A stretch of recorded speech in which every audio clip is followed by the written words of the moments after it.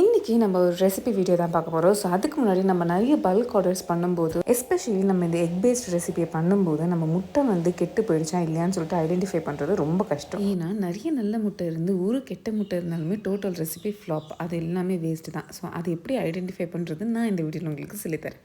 நம்ம எக்ஸ் எல்லாமே வந்து நான் வாட்டரில் வந்து டிப் பண்ணி வச்சுருக்கேன். ஸோ அதை அப்படியே வந்து ரெஸ்ட்டில் விட்டுடலாம். அதுக்கப்புறமா நான் பட்டர் பேப்பரும் லைன் பண்ணி வச்சுருக்கேன். எதுக்குன்னா நம்ம டீ கேக் பண்ணுறதுக்காக. பட்டர் வந்து ஒரு 50 கிராம்ஸ் அளவுக்கு எடுத்துக்கிறேன். கரெக்டாக மெஷர் பண்ணி எடுத்துக்கோங்க.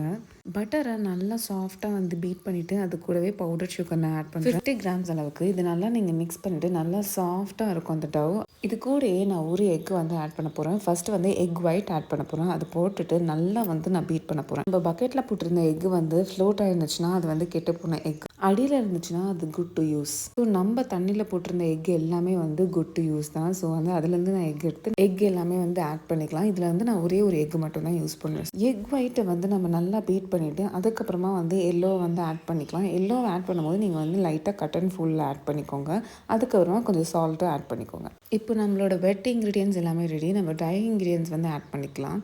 50 கிராம்ஸ் வந்து நீங்கள் எந்த ஒரு ஃப்ளார் வேணாலும் எடுத்துக்கலாம். நான் இங்கே வந்து ராகி ஃப்ளார் எடுத்துக்கிறேன். ஒரு டீஸ்பூன் அளவுக்கு வந்து பேக்கிங் பவுடர், 1/4 டீஸ்பூன் அளவுக்கு பேக்கிங் சோடா, அதுக்கப்புறம் 2 டேபிள் ஸ்பூன் அளவுக்கு வந்து மில்க் நான் ஆட் பண்ணி நல்லா மிக்ஸ் பண்ணிக்க போகிறேன்.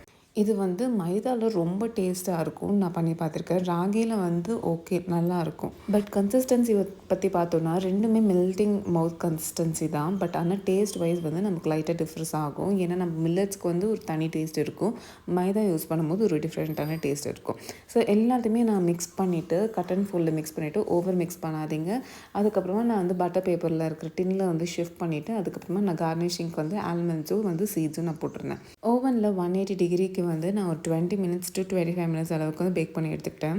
இந்த ஒரு அளவு வந்து உங்களுக்கு நியர்பை உங்களுக்கு 200 to 215 கிராம்ஸ் அளவுக்கு நமக்கு வரும். உங்களுக்கு கொஞ்சம் எக்ஸ்ட்ரா வேணும்னா 25 எல்லாமே பட்டரில் மைதா அண்ட் சுகர் எல்லாத்துலேயுமே வந்து இன்க்ரீஸ் பண்ணிக்கலாம். ரொம்ப க்ளீன் சைஸாக வரும். செம்ம டேஸ்ட்டான ரெசிபி இது. நீங்கள் அதை ட்ரை பண்ணியிருக்கீங்களான்னு சொல்லிட்டு கமெண்ட்ஸில் சொல்லுங்கள். கண்டிப்பாக ட்ரை பண்ணுவீங்களான்னு கமெண்ட்ஸில் சொல்லுங்கள். நீங்கள் ஆர்டர் பண்ணணும்னு நினச்சிங்கன்னா மேலே இருக்கிற வாட்ஸ்அப் நம்பருக்கு மெசேஜ் பண்ணுங்கள்.